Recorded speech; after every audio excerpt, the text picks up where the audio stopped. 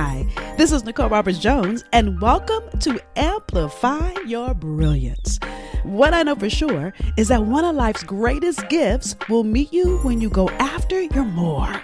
And so here is where I share with you thought-provoking insight and behind-the-curtain conversations with women who have reached the pinnacle of success because they went after their more. And I really want you to get this. One idea from these episodes can make a remarkable difference, not just in your business, your career, but in your life. Also, make sure you join the conversation in our Facebook group. Go to thebrilliancetribe.com. Now grab your pen as we begin today's session of Amplify Your Brilliance. Hello, and welcome to this episode. So I have one of my sorority sisters, my sister friend, somebody that I would call kind of an accountability partner, because even though I don't talk to her often, I can call her, run stuff past her. So you guys have to know, I'm going to try to maintain my excitement, right? So let me introduce to you Janice Anderson. So Janice is the CEO of Moruwa Consulting. She's a speaker, a trainer, a brand strategist. Janice and her team have created powerful strategies and products that equip leaders with the tools necessary to build, brand, and expand their vision. But let me tell you something. The thing I'm most excited about is most recently, Janice answered her call to serve women in a more public way. Janice is the founder of Significant Life, a community designed to help women live, lead, and serve from an anchored place. And so she holds a bachelor's degree and go on and on about all of her master's degrees. She's received awards. She's been in publications like Black Enterprise and Forbes and Fox Business and Christianity Today and the Wall Street Journal. But let's get this party started. Hey, Janice, welcome. Hey, Nicole. Oh my God, I'm so excited. I know. Look, and we both talk fast. So, and we start kikiing and cackling because that's what we do when we together. So we're going to try to maintain our composure, act like, we know better. Right. So tell the ladies, I can go so many different ways with this because you have not made one, not two, but you've made several pivots, not just in business, but life in general. So first, tell the ladies, what has standing in your truth done to your ability to say yes to even do any of the things that you've done? That's a powerful question. I knew who to ask that to. What your truth is. Okay. It's like, OMG. Right. What is my truth? And, Nicole, you know me, I'm a believer. So my truth is the truth. Yep. And that guides me. But even when standing on the truth and what you believe God is telling you to do, and this is what I found in my own life, it doesn't come unopposed. And so what I found just in making the stance to stand in what I feel very strongly is my truth, what I feel the Lord is saying to me, for me, and about me, concerning me, is I got to be crystal clear that, hey, Janice, you believe this and you're standing on this, even if no one else around you believes it. And for me, that has been the hardest thing I've ever done in my life, but it has been the most rewarding part of my life. And that's because go ahead. I was gonna say that's so good because that's where so many people give up, especially, what I know is God, and I probably have said this on another episode, y'all. So God never comes for who you already are. He's coming for who you have not yet become. So what happens is, and then if you think about all the disciples, they were already all busy. So God doesn't call people that's just sitting off to the sideline. So if you're already busy, girl, if you're already busy, that's what I said, you see, we get it to sister friend. So if you're already busy, and that's who you were already powerful when God tapped you on your shoulder. So here's why I'm sharing that. And I love that you were transparent and said it doesn't come unopposed. Because when you're already powerful, playing big, and you're doing big things, and you go and tell your friends, girl, I think I'm starting something else. They're like, why?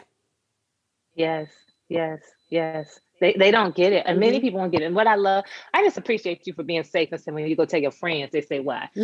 How about the people who have your same DNA? Girl. Do you know, Nicole, when I started my business, the first 6 years of my business, my mom said, so when you going to get a job? So when you going to get a job? You got a degree. So when you going to get a job? Mama, this is my job. Right. And I don't know what I'll talk about, how much we'll get into today, but I will say this, even my husband that I had at the time, who, let's just go ahead and say this. I'm married now to my handsome husband, Maurice, of 5 years. We just celebrate 5 years a couple of weeks ago. Super excited about that. But I was married previously. We refer to that as the fire. And one part of the fire was he didn't believe that I should be doing this way. And so I had to consistently justify that this is what I'm supposed to be doing. And I had to justify it with not just the checks. The checks weren't enough to justify it, because then it was the checks, but does it require that you do all of that? Well, why you got to do it like that? And Nicole, if you're not, the reality of it is you're already struggling on the inside. Right. It ain't like, when God calls you, look at all of the disciples. When God calls you, not one of them say, yes, exactly, I'm so ready. Yeah, exactly. No. They like, wait, are you sure about this? So what does it mean? What does it entail? And all of them, y'all, they question themselves. They had some level of self-doubt. Like, am I good enough for this? So I'm already wrestling with, am I good enough for this thing? Are you calling me to do this? And then I got the people that I love, people whose voices matter to me, the people who I know support me and believe in me. They're opposing it because they don't see what I see. Ooh. And I love that you're fire husband, girl. I love that. I've never heard you say that, girl.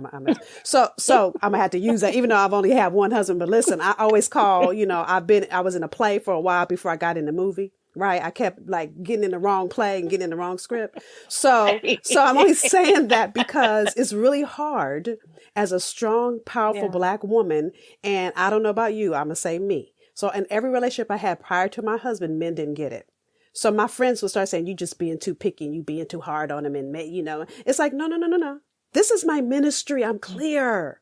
Yeah. And if he's going to be the first husband, right? Or even he's not going to work in the ministry. I also don't make people work in my business, even though my husband now, I call him the see no, because he always got something to say. Right. So which is always good, but I got to tease him because you don't have no role here, but he always gives me good advice. Right. I love that. But I'm only sharing that because here's the other thing that I learned, and I'm sure you did too. Some people won't get it at the beginning, but if you give them time, they'll get it. So I'm so proud of you that you walked away from the fire. Hello, for you got all the way burnt up, because girl, that's a whole nother episode by itself. Thank you. But you have to be willing to be uncompromising to what God has told you. And it's almost like being pregnant. For the first trimester, now I ain't never been pregnant, so please correct me. So for the first trimester, nobody can see it. But you. Yes. Mm-hmm. And you feel all the stuff. And you having morning sickness, and people are like, you don't even look pregnant. I am. And it's not to the end. And then at the end, when everything's going great, that's when, I always, what's that quote Oprah had? Everybody wants to get in a limo, but they didn't want to get on when it was a broke down bus. Ain't that the truth? Of course. It is the truth, girl. And then Nicole, the thing is, that's why they say in the first trimester, a lot of people like to keep the secret until they make it past the first trimester. And so you just protect it. And I mean, even I just most recently had a baby. That's a whole other story. At 43, I have a 9-month-old. Yeah. And a 21-year-old and an 11-year-old. So that's the thing. It's not that I just got a baby for the first time. No, you already did this before. So you got a whole grown up. I got a whole grown up. An 11-year-old and a 9-month-old, yes. Right. And what they tell you when you're pregnant is in the first trimester, you probably want to keep it to yourself because anything can happen. And when you're excited about your business and you're excited about the vision God is giving you, it's like that principle is not, if you don't know that principle, you're not leveraging that principle. Right. But the same is true. Anything could happen. Not that you might fail, but you might go a different direction. Nicole, when we first started out, we probably were going to be something different than what we are today. I am something different. Because, girl, that's what God does. Right. Because let me tell you, God never shows you the whole vision because he probably knows you run. Exactly. So as you know, I started with teenage girls in my church. I was good. I wasn't going to do nothing more than that. Listen, I started with pastors and Christian leaders. I wasn't trying to work with women. The way I'm set up, I'm like, God, my friends are men. Right. And they get me and I can talk straight to them and they're not going to be thinking no kind of way. And I'm good. I'm good with working with strong men. And the Lord done messed around and called me to strong women. So the first few times, which remember the last time we spoke together, I was in denial. Girl, Nicole. Wait. I was going to tell the story. I was like, I know Janice is going to kill me, but I'm going to say it. So I met Janice at an event. I want you guys to get this. So we're both speakers at an event and we are like cackling like we knew each other forever. So you were like, give me your phone number, girl. Give me your phone number. So literally we bonded so quickly. And what we didn't know, and then I ended up coming to Atlanta for something. So I came by your house. I'll never forget this like it was yesterday. And you had the nerve to tell me that God put something in your spirit. Then I was texting her. So when you doing it, what's up? What's wrong? When you started, right? So because I could see it. And what I didn't tell you, Janice, is before you said out of your mouth, I could feel it, but I didn't know what it was. So when you said, I was like, oh my God, that's it. And I remember you looking at me like, why is she so excited? I was like, I mean, you were so happy. And I was just like, oh, because I was so in disbelief and skeptical and uncertain. And really, can I just be honest? Because I ain't gonna say I was confused, but I definitely didn't know where God was going. It was like, I don't know what you're trying to do with this right here. And I told you, and you all happy like you've been through. I'm like, because I could see it oozing out of you. So when you said it, it was like what I was feeling in my spirit, and I didn't know you like that yet, so I didn't want to scare you, right? And I didn't know how to explain it. So if we were close like we are now, I could talk crazy because you know how God puts stuff in you and it doesn't make sense to you. So when you tell people, it's all over the place. So because you didn't know me, I was like, I can't say it to her because I don't even know what all this is. So let me be quiet. And I didn't know the missing pieces of it. So when you said it out loud, that's why I was so excited. But the reason I want you guys to get this is her business was already doing great. She didn't need another business. I didn't. I wasn't. And quite honestly, that's how it was for me when I started my job. I mean, when I left my last corporate job. I was in my dream job, Nicole. I was in my dream job. I had a corner suite. I was traveling every 2 weeks. I was making great money. I had a corporate car. You know, I was the woman, you know, in our company. And I was actually one of the only African-American females in leadership in the C-suite.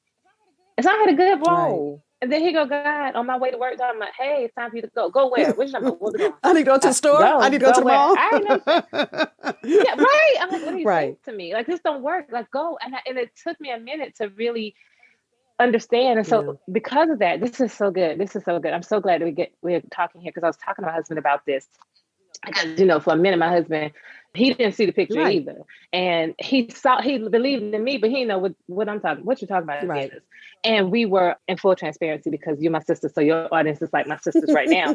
He said we were in therapy and we were talking about it because it became a source of conflict or tension in our marriage. Like, Janice, what are you doing? You know, you're doing this. And my husband loves me. So he's not saying it out loud, but I see it on his face. And so the counselor asked us, so what is it about her doing this? What is it? And so she said this, the counselor said to us, and this was crazy. She said, have you ever asked her why she's doing that? And he said, yes. And I said, no, you haven't. I want to go ahead and let you know. No, you ain't never asked me. And what I said to him was this, I'm not doing this because I have something to prove. I love my job. I enjoyed my job. I enjoyed my check. I enjoyed the people who I was working with. I wasn't disgruntled. I wasn't disappointed. I wasn't unfulfilled. I was good. God called me to this. Come on. Well, I'm doing this because God called me. And so when you have that kind of conviction about what you're doing, you can't help but keep going in the face of opposition because you're like, God, I'm pretty sure that it was you. Now, if it wasn't you, I'm going to ask you right now, tell me, because, you know, I might have got confused. But I was sure. I had journal upon journal upon journal where I could see promptings and promptings and promptings and promptings. And I couldn't deny it, Nicole. I just couldn't deny it. And that's how it was with this. Girl, for like a full year, maybe a year and a half, I kept getting called to speak to women. And I was like, what y'all want me to give you a marketing strategy? You know, like I kept, whenever they would invite me, I'm like, oh, so we're going to talk strategy. You know, we're going to talk what I do in my consulting business, surely. No. And then when me and you met, I was like, so what is it? I was asking Latricia, I was like, so what is it that you want me to talk about? I was like, this don't have nothing to do with marketing and branding. Why are you calling me here? I was like, I really was toying with the Lord. Like, are you serious? We're going to stop here and take a quick commercial break, and we'll be back for more. Hello, successful woman. Yes, I'm talking to you. Whether you have a desire to start a business alongside your 9-to-5, or you've already started a business and you're ready to make predictable revenue. See, I've created something to support you, and it's called the Brilliance Roadmap Quiz. And guess what? It's free. Learn more about it at brillianceroadmapquiz.com. See, taking this assessment asks you some specific questions that will assess where you are in the journey, and then from there, you'll be invited into a 5-part training, again for free, that will give you the tools you need to move from where you are into the next steps to start or grow your purpose-focused business right now. You ready? Learn more and get started today by going to brillianceroadmapquiz.com. And that's how I knew it was him, because it wasn't me. I have a sticky note right now because I don't want your audience to think that this is something like, you know at one time and you're for sure.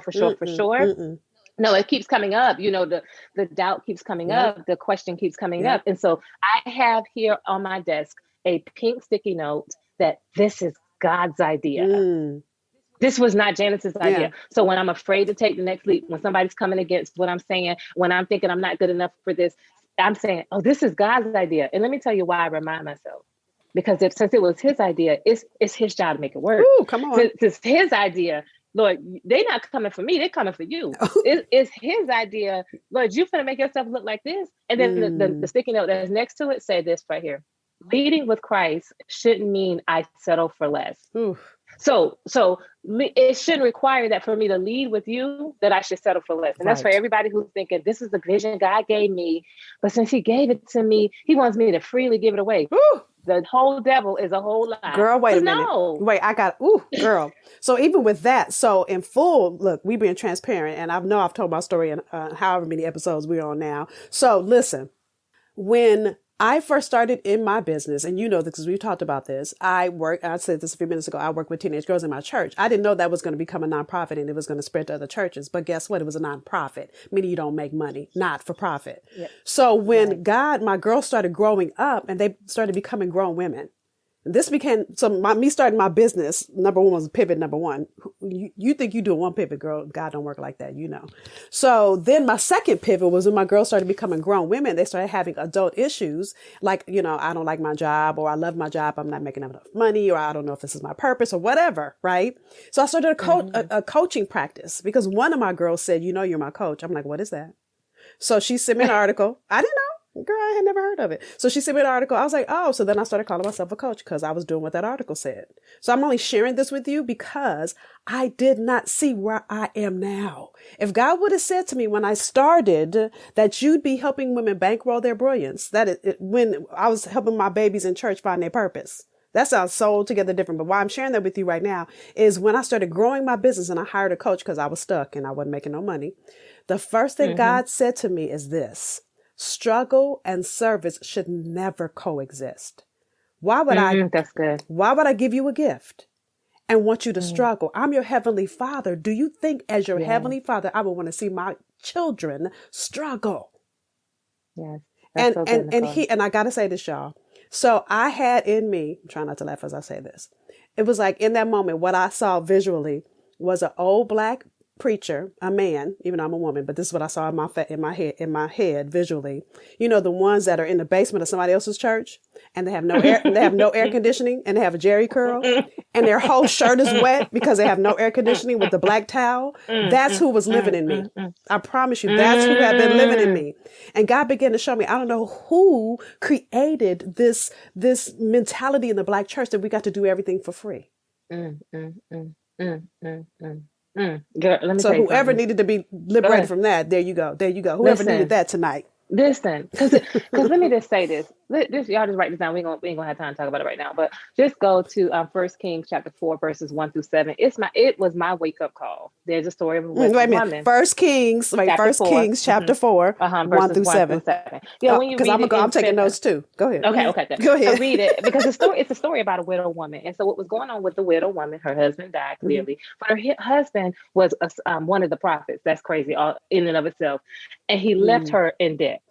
And so the creditors at the time, they when you were in debt, they came to get your kids and they made your kids slaves. And so she said, hey, my husband, your servant, is dead, and the creditors are coming to get my sons. Yes, I know the story. Yes. Yeah. And so she said, what do you want me to do? And so he asked her, he said, okay, so what do you have in your house? And so she said, your maidservant. Well, I want you guys to get this real quick. What do you have? So he didn't ask her to go get nothing she didn't have. He said, what do you have in your house? Or what do you already have? Sorry, go ahead. I just had to say that, but you keep going. This is good. Okay, listen, that's so good. Listen. And so she said, your maidservant, she thought about that thing for a minute. She said, your maidservant has nothing but a small jar of oil. That's what she said, right? Now, what I love about that, because he said, he didn't even pay her no attention. He said, go and get your sons. Go borrow some jars. Go to your neighbors. Don't go to a few. Borrow some jars, and don't get a few, and then come back. But let me just tell you about what she said and the problem I have with what she said. Because this is what the Lord, one day, 4 o'clock in the morning, I tell y'all no lie. I had my middle girl was 5 months old. I was doing my devotional and I read this. And this is what so first of all, I see the Bible. I read it in King James, but it literally translates another way in my brain. So what I heard her say was, when he said, what you got? And she said, your maidservant has nothing but a small jar of oil. What I heard her say was, I ain't got nothing but a little bit of oil. Now here's the challenge. Okay. Either you got nothing or you got but. Okay. But you can't have nothing and but. Ooh. So what I realized was the reason why she's saying I ain't got nothing but a little bit of oil is because she placed little value on what she had. Come on. But her coach, the spiritual coach, that's what I'm gonna call Elisha in this story, he wasn't even studying her. He said, this is what I want you to do. He was Nicole in the story. He said, what I want you to do is go get some empty vessels, go get some empty jars. Go to your neighbors, go get a few. Go with your son, take your sons with you, go door to door, get some empty jars, and then come back. She said, I got the jars. He said, good. Go in the house, close the door. Close the door. Now, the reason why he told her to close the door is because in that time, it was the church's responsibility to take care of widows. But what she was about to do was something unorthodox. What she was about to do was something that wasn't common. And so that she wouldn't be tied up and caught up with the opinions of others. This is Janice's interpretation. He told her to close the door. So close the door so nobody won't be up in your business. Some of y'all just need to close the door. Come on. After he told her to close the door, he said, now fill the jars. Now she ain't got but a little bit. But she told her to fill the jars, and she kept pouring and pouring and pouring and pouring. And now when she got to fill the jars, she said, I fill the jars. And he said, okay, go sell the jars. That's what she said. Sell the jars. And wait, before she keeps going, I want you to realize he said, fill the jars. Now remember, she only had a little bit. Listen. That's what I'm gonna tell you. Okay, she had a little bit, but he wasn't stunned what she had. Because when you have a good coach, they see what you don't even see. Come on. Come back. Okay, so he said, sell the jars. Then he said this. Then he told her this. He told her to be responsible. He told her to get yourself out of the bind that you're in. Pay your debt and live off the rest. So she said, sell the jars, pay your debt, and live off the rest. Here's where I got the revelation, because y'all probably thinking she's saying all of this. What is the revelation? This thing that blessed Janice. Let's say she had 7 jars. She had 8 jars. And her debt was worth 7 jars. So then she lived off of 1 jar. But let's say her debt was worth 8 jars, like I just said, but she had gathered 1,000 jars. Y'all, what I realized in that very moment, that I was only limited by what I was willing to go and gather as a Christian woman. Come on. God placed no limitation on the money, the profitability, the prosperity that I can have. It was totally up to me. Yes. It was totally up to me. Yes. It was totally up to me. Yes. From that day to this day, Nicole, because right after that, I studied that. And then I decided I went on a year-long study of wealth and scriptures because I wanted to get clear about what God was saying about wealth. I had heard what the pastors, my grandmama, my mama, all them other folks were saying, and it didn't add up to me. So I wanted to see what the Lord said about it. And if you study the scriptures, wealth was a sign that the Lord was with you. Yeah. So why then will we be broke? Because if you read that, 1 Kings chapter 4, verses 1-7, sell in Hebrew, because the Bible is written in 3 languages, Hebrew, Greek, and Aramaic. And Hebrew, Greek, and Aramaic, sell means sell to exchange for money. It don't say give away. He didn't say give away the jars. Come on. He said sell the jars. Whew. That changed my whole life, Nicole. So then even after I do my business, that's why I said leading with Christ shouldn't mean that I settle for less. No. So because I got a business where I'm helping women and I use God in my business and I help them to see what he says about them, that don't mean I need to be broke or impoverished. No, because at the same time, but at the same time, if we are lights in a dark world, then we are showing people what's possible and who God is. So if God says that I have come that you have life and have it more abundantly, then that abundance is your birthright. And so when you struggle, you ain't making God look too good. You ain't making God proud. He is not. Girl, not only is he proud, who want to serve that God? When the last time you said, I want to be broke like that? Right. And they be like, yes, because I serve Jesus, I'm broke. No, that's crazy. As a matter of fact, now I was trying to find a scripture real quick. There's a scripture in Ecclesiastes, I think it's in chapter 3, that says this. Y'all ain't ready. This is what I want to say for all the people who are believers. Because this is what I say to the ladies in my community. Can y'all read your Bible? Don't worry. Don't wait on what other folks have to say. Because what happens is, and if you read it before, read it again, because you might get a new revelation from it. But what has happened is through the years, we told stuff based on limited knowledge and limited understanding. But you don't have to be confused today. You don't have to be confused. You can open the Bible and read it yourself. And in the Bible says there was this city. It was under siege by an unruly king. He came and he was coming to take over the city. And there was a poor man. There was a poor man who had an answer. He had a strategy. Y'all ain't even ready for this. He had a strategy that was going to save the city. He told them what the strategy was. The city was saved, but the people didn't remember him. And then Solomon, in the next couple of verses, says this: a poor man's wisdom is despised. You want to make a difference. Okay, girl, I thought you dropped the mic. Go ahead. Sorry. Girl, listen, I'm over here beating my phone on my desk because I'm like, y'all, if I'm saying I'm called to make an impact, I'm called to make a difference, I'm called to be an ambassador for the Lord. That's what Paul says in the scriptures in the New Testament, that we are ambassadors for the Lord on earth. Yes. That means we're representing what the kingdom looks like here on earth. Come on. And the kingdom don't look poor. That's Jesus even said, pray like this: as it is in heaven, let it be on earth. Yes. So in heaven, people ain't poor. And this, I pray this when I'm praying about my health. In heaven, nobody ain't limping. In heaven, they ain't got no cough. In heaven, there's no inflammation. In heaven, there's perfect unity. So as it is in heaven, Father, let it be here on earth. That happens with your money too, and how you run business. Woo. Now you have said a whole word. No, girl, listen, that was so good. So listen, y'all, if you got nothing else out of our conversation, believe it or not, our time is up, girl. That's how good you went all the way in. This and this, I knew you would. And what's so funny, y'all, let me full disclosure. She was like, when she hopped on, she was like, is there anything you want me to know? I said, girl, I know you're going to be good. I ain't worried. Right. So I don't give them notes, and I do that on purpose because I want it to be organic. And truth be told, I want God to show up. And that is what he did. And so if you are listening and you haven't felt compelled to be the woman that God has called you to be, I want you to know you're on this summit this week for a reason. It's time for you to get intentional. It's time for you to do the thing that God has called you to do or be. And if I could be the coach to do that, I look forward to doing that. So Janice, thank you. Thank you for the years of sisterhood. Thank you for holding the space, not just for me, but for the countless women that you are now holding the space for in Significant Life.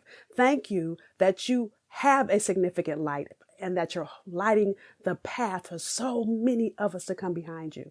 I appreciate you, girl. Oh, you're welcome. And thank you, Nicole, for having me. Thank you for inviting me. And thank you for allowing me, as you have always done, to be completely who I am. I just love that. Love you, girl. Love you too. Thank you for joining us for this episode of Amplify Your Brilliance. Now, I want you to walk away from these sessions with value, so answer either one or all three of these questions. Number one, what was your greatest takeaway? Number two, what will you do different as a result of what you heard? See, you may have heard something you've already heard, or you may have learned something new. Either way, don't take the insight that was shared with you for granted. So commit to doing one thing different as a result of what you heard. Number three, what was confirmation for you? What did you hear that confirmed you're on the right path? See, I want you to take a moment and celebrate you. Too often in our journey, we focus on what we're not doing and we forget to celebrate what we are doing. So I want you to share with us something that showed you that you're on the right path. Now again, share. Share either answer number one, what was your greatest takeaway? Number two, what will you do different? Or number three, what was confirmation for you? And share it in our Facebook community. Go to thebrilliancetribe.com and use the hashtag Amplify Your Brilliance. See, each experience we encourage, support, and celebrate as a community. It allows us to expand in possibility and wisdom, in encouragement and love. Now, we've invited you into this community to deepen our journey with being the answer somebody needs and being committed to your next level. So until the next time, be extraordinary, be unapologetic, be bodaciously you, go and amplify.